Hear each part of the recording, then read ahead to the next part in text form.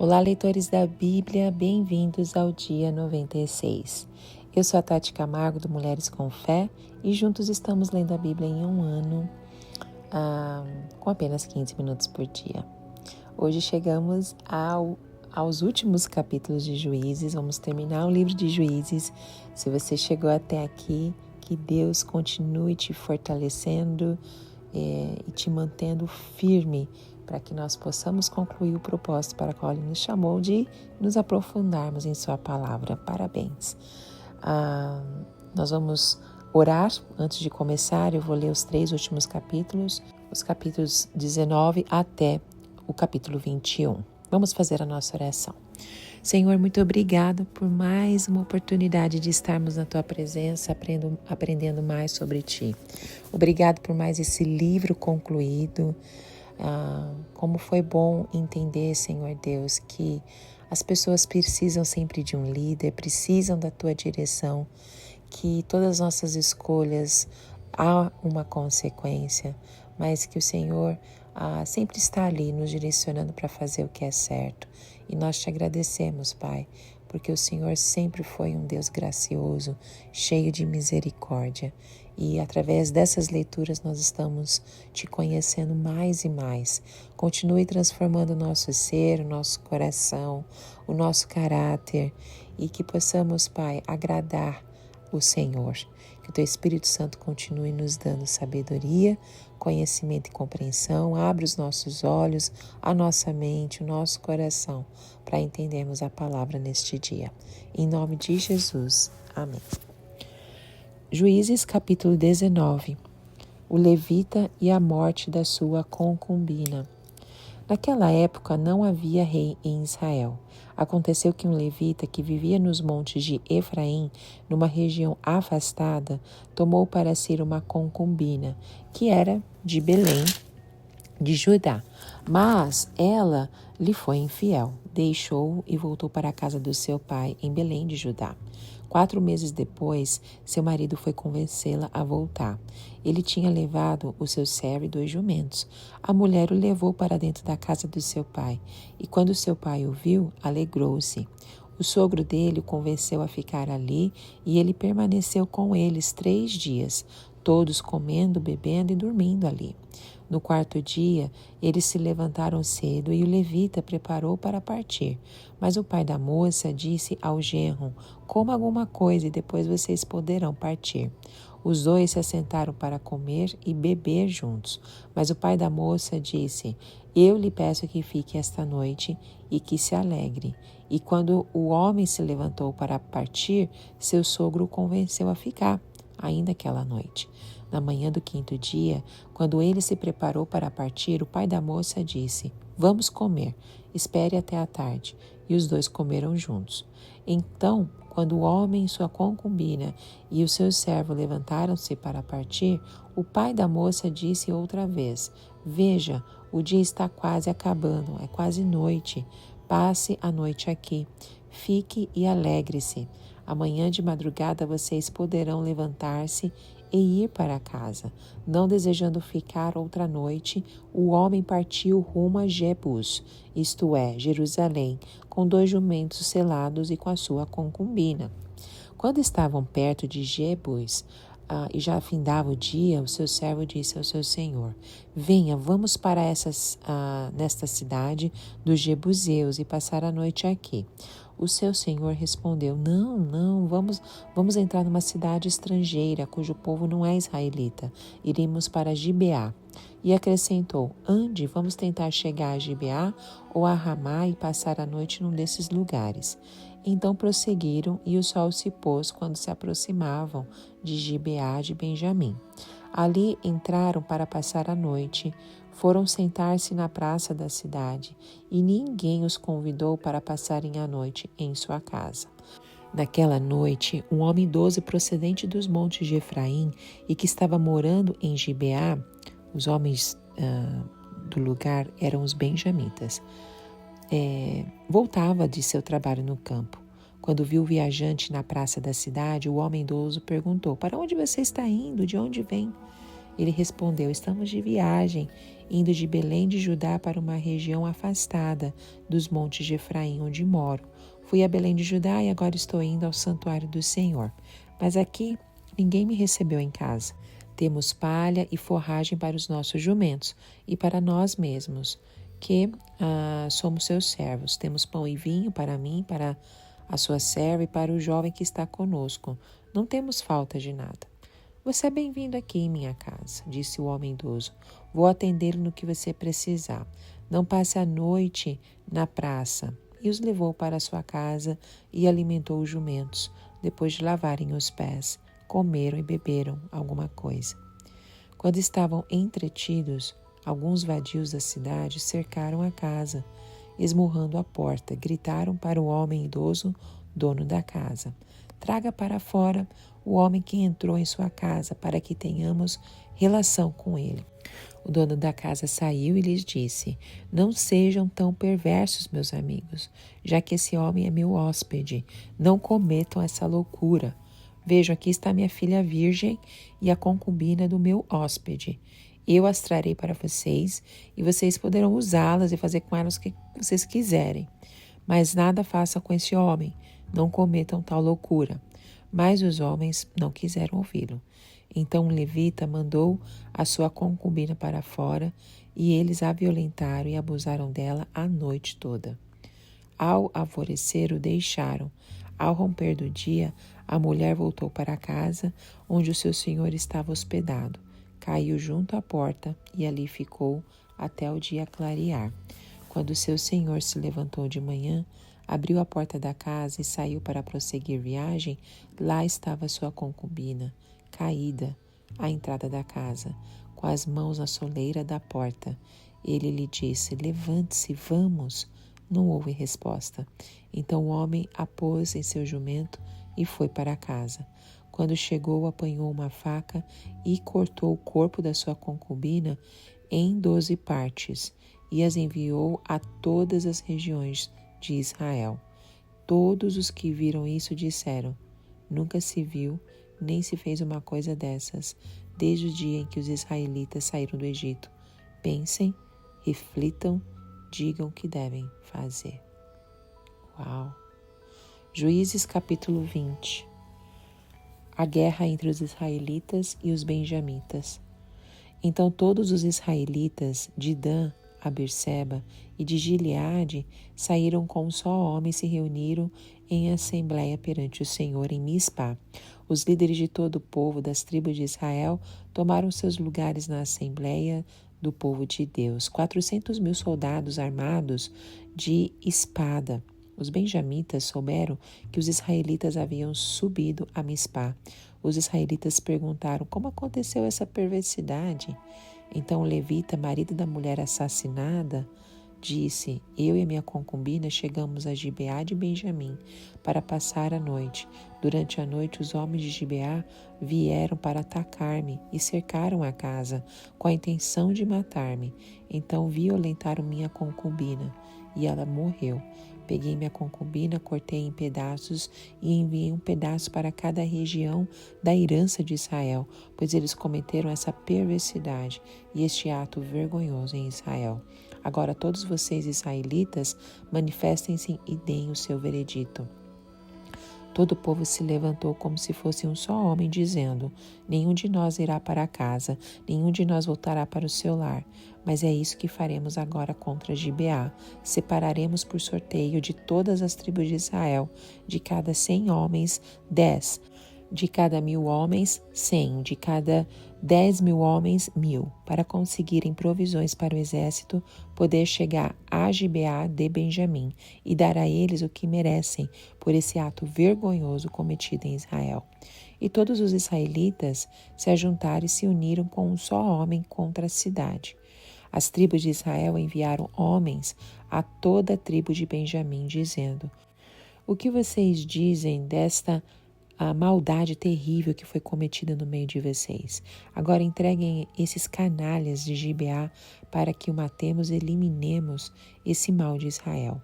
Mas os benjamitas não quiseram ouvir seus irmãos israelitas, vindo de suas cidades, reuniram em Gibeá para lutar contra os israelitas.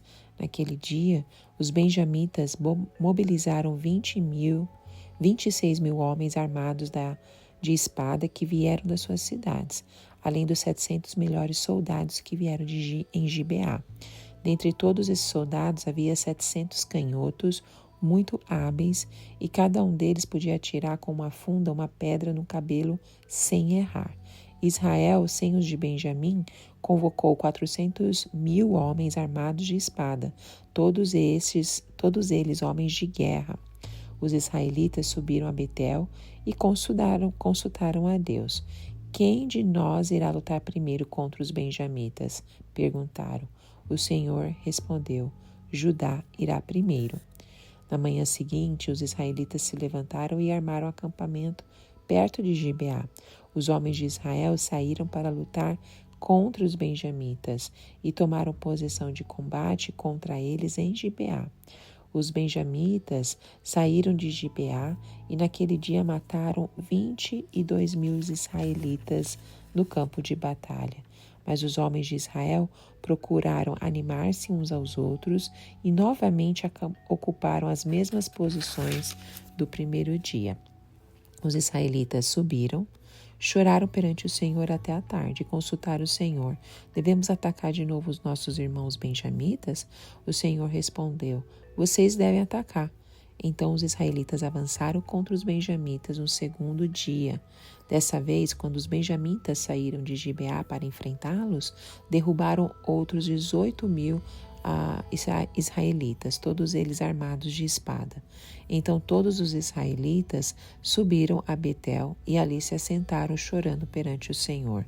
Naquele dia jejuaram até a tarde e apresentaram holocaustos e ofertas de comunhão ao Senhor. E os israelitas consultaram ao Senhor. Naqueles dias a arca da aliança estava ali, e Finéias, filho de Eleazar, filho de Arão, ministrava perante ela.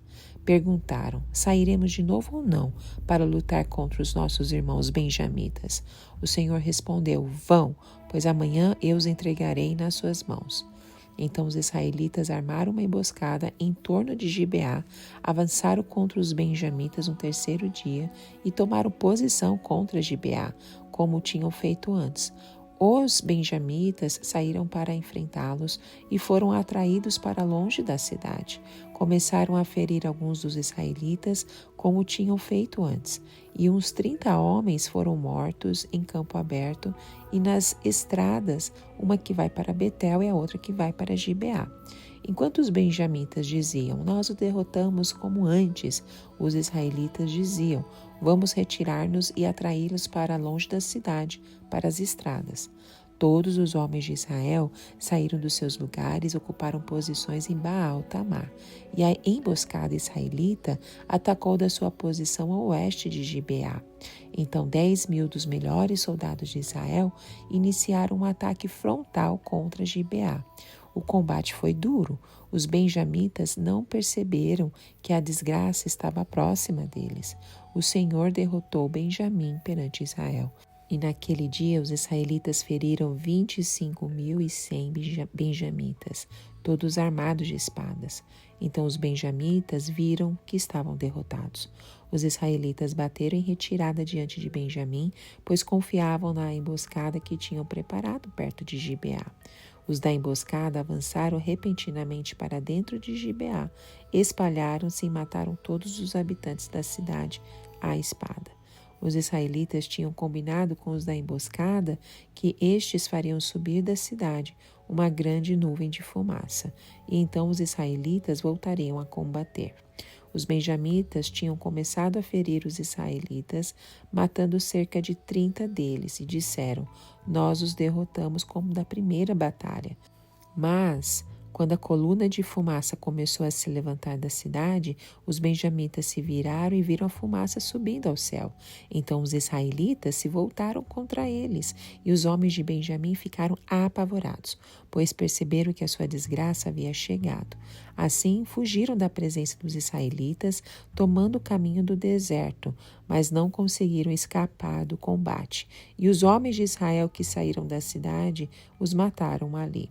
Cercaram os benjamitas e os perseguiram, e facilmente os alcançaram nas proximidades de Gibeá, no lado leste. 18.000 benjamitas morreram, todos eles soldados valentes. Quando se viraram e fugiram rumo ao deserto para a rocha de Rimom, os israelitas abateram 5.000 homens ao longo das estradas. Até Gidom eles pressionaram os benjamitas e mataram mais de 2.000 homens. Naquele dia, 25.000 benjamitas que portavam espada morreram, todos eles soldados valentes. 600 homens, porém, viraram as costas e fugiram para o deserto, para a rocha de Rimom, onde ficaram durante 4 meses. Os israelitas voltaram a Benjamim e passaram todas as cidades à espada, matando inclusive os animais e tudo que encontraram nelas, e incendiaram todas as cidades por onde passaram. Juízes capítulo 21. Mulheres para os benjamitas.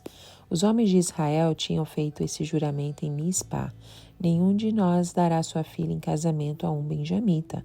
O povo foi a Betel, onde esteve sentado perante Deus até a tarde, chorando alto e amargamente. Ó Senhor Deus de Israel, lamentaram, por que aconteceu isso em Israel? Por que teria que faltar hoje uma tribo em Israel? Na manhã seguinte, o povo se levantou cedo, construiu um altar e apresentou holocaustos e ofertas de comunhão. Os israelitas perguntaram: quem dentre todas as tribos de Israel deixou de vir à assembleia perante o Senhor? Pois tinham feito um juramento solene de que qualquer que deixasse de se reunir perante o Senhor em Mispá seria morto. Os israelitas prantearam pelos seus irmãos benjamitas. Hoje uma tribo foi eliminada de Israel, diziam. Como poderemos conseguir mulheres para os sobreviventes, visto que juramos pelo Senhor não lhes dar em casamento nenhuma de nossas filhas? Então perguntaram: qual das tribos de Israel deixou de reunir-se perante o Senhor em Mispá? Descobriu-se então que ninguém de Jabes de Gileade tinha vindo ao acampamento para a assembleia. Quando contaram o povo, verificaram que ninguém do povo de Jabes de Gileade estava ali.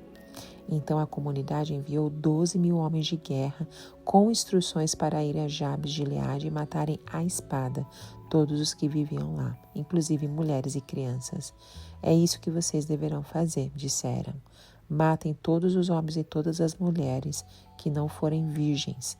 Entre o povo que vivia em Jabes de Gileade, encontraram 400 moças virgens e as levaram para o acampamento de Siló, em Canaã. Depois, a comunidade toda enviou uma oferta de comunhão aos benjamitas que estavam na rocha de Rimom.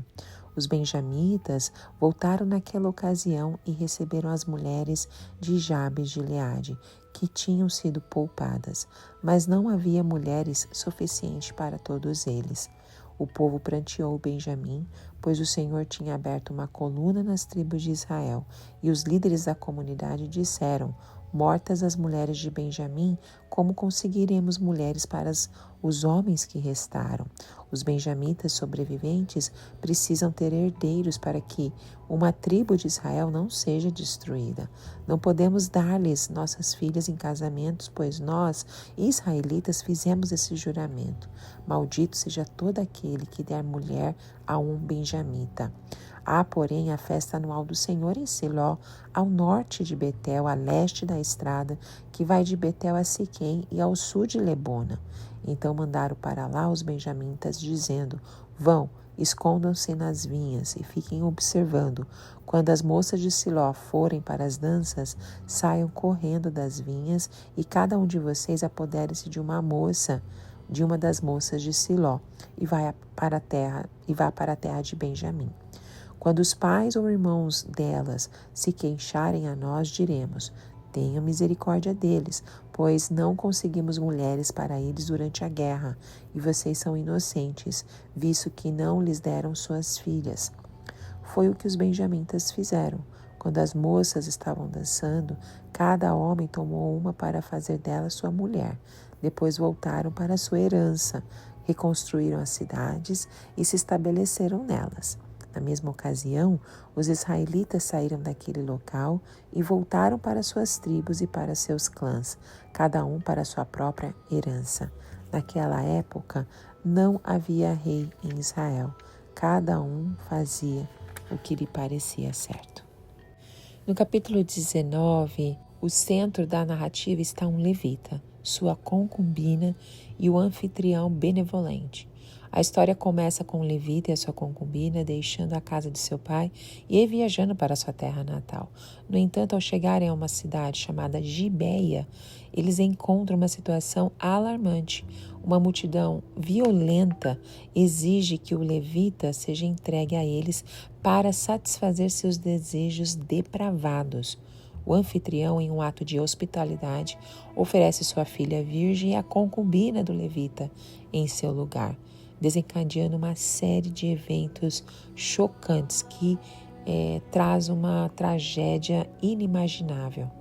Esse capítulo suscita diversas questões morais e sociais, abordando temas como violência, a decadência moral e as consequências da falta de liderança eficaz em Israel.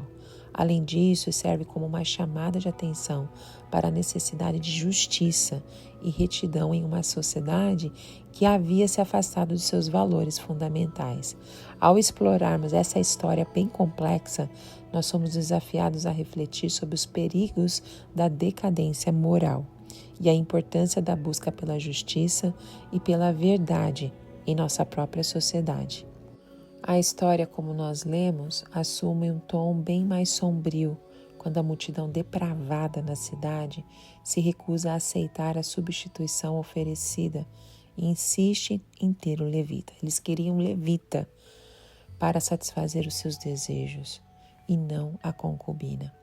O casal, percebendo a ameaça à sua segurança, decide tomar medidas desesperadas, e durante a noite a concubina do levita é entregue à multidão fora da casa, onde ela é sujeita a um ato terrível de violência e de abuso que resulta em sua morte.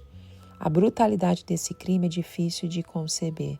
A concubina, uma mulher vulnerável, que estava apenas buscando abrigo na casa do anfitrião, é vítima de um ato de crueldade. A falta de empatia e humanidade demonstrada pela multidão de Gibeia não apenas exigiu a vida do levita, mas também nos mostrando essa violência horrível, chocante e perturbadora. O levita, ao descobrir a terrível tragédia que se abateu sobre a sua concubina, reage de maneira angustiada e indignada. Ele toma a decisão de levar o corpo da concubina de volta à sua casa, onde ele corta o corpo dela em 12 pedaços e envia partes do corpo para as 12 tribos de Israel, como um ato de denúncia do crime hediondo cometido em Gibeia. Essa ação busca chamar a atenção para a extensão da depravação que ocorreu na cidade e exige uma resposta das tribos de Israel. Este horrível crime nos desafia a confrontar a escuridão da condição humana e a importância de manter princípios morais sólidos, mesmo diante das circunstâncias mais terríveis. O capítulo 20 nos mostra a história de Israel numa terrível crise. As tribos de Israel estão unidas em busca de justiça e vingança após esse acontecimento chocante. E tudo começa com o terrível crime cometido com a concubina que nós acabamos de falar sobre. Então as tribos se reúnem em assembleia e decidem confrontar os culpados que pertencem à tribo de Benjamim. Então esse capítulo 20 é um drama emocionante com a nação de Israel preparando-se para a batalha contra os seus próprios irmãos de Benjamim. O resultado dessa batalha é incerto, cheio de tensão, e a busca por justiça e vingança mantém todos nós, como leitores da palavra de Deus, para descobrir como que foi o desfecho dessa história. Então nós fomos confrontados com a questão de justiça, unidade, os desafios morais que as sociedades enfrentam, e nos lembra também da complexidade da condição humana e da necessidade de buscar a justiça de maneira equilibrada e ponderada. É uma história que nos mantém cativados, oferecendo lições profundas sobre a natureza humana e a busca pela retidão. Como vocês puderam ver na leitura, a decisão de buscar justiça é o clímax desse trecho, desse capítulo. As tribos de Israel decidem por unanimidade que não podem deixar o crime impune. Então eles tomam a decisão de ir à guerra contra os culpados, que são da tribo de Benjamim, e prometem não descansar até que a justiça seja feita. A tribo de Benjamim é derrotada e as consequências desse conflito são profundas. A tribo quase é exterminada e as tribos de Israel lamentam a perda de seus irmãos de tribo. Isso nos lembra que a busca por justiça pode ter um alto preço e que muitas vezes a vitória vem acompanhada de tristeza e perda. E o último capítulo de Juízes nos mostra uma narrativa onde os filhos de Israel enfrentam uma crise sem precedentes. A tribo de Benjamim, devido à terrível guerra civil, foi praticamente destruída. E a questão que surge é como restabelecer a continuidade da tribo. Então, o capítulo 21 busca soluções para essa problemática, revelando as estratégias incomuns que os líderes israelitas adotaram para enfrentar essa situação. Então, a narrativa envolve temas de justiça, moralidade e tradição, à medida que os israelitas buscam encontrar uma maneira de restaurar a tribo de Benjamim, sem quebrar as leis e os costumes. Então, o plano para a restauração da tribo de Benjamim é buscar esposas para os benjamitas em Jabes Gileade, uma cidade que não havia participado da guerra contra Benjamim.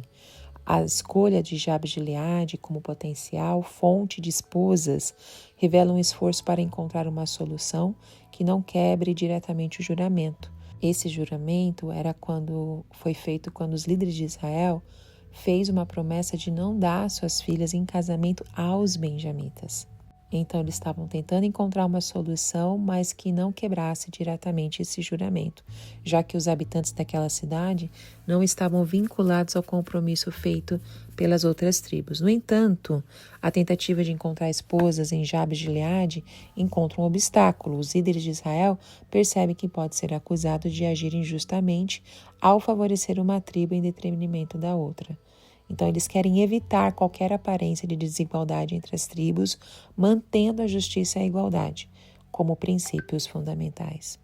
Os líderes da tribo de Israel, portanto, propõem que as filhas dos seus irmãos, sobrinhas dos líderes, sejam dadas em casamento aos benjamitas.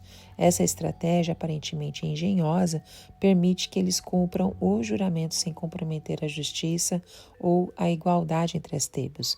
Lembrando que muitos benjamitas morreram na guerra, mas esse plano para restaurar a tribo de Benjamim foram com os sobreviventes, os benjamitas sobreviventes. No entanto, essa solução não está isenta de dilemas éticos, levanta ainda questões sobre a autonomia das mulheres e a forma como são tratadas como peças em um plano elaborado pelos líderes masculinos.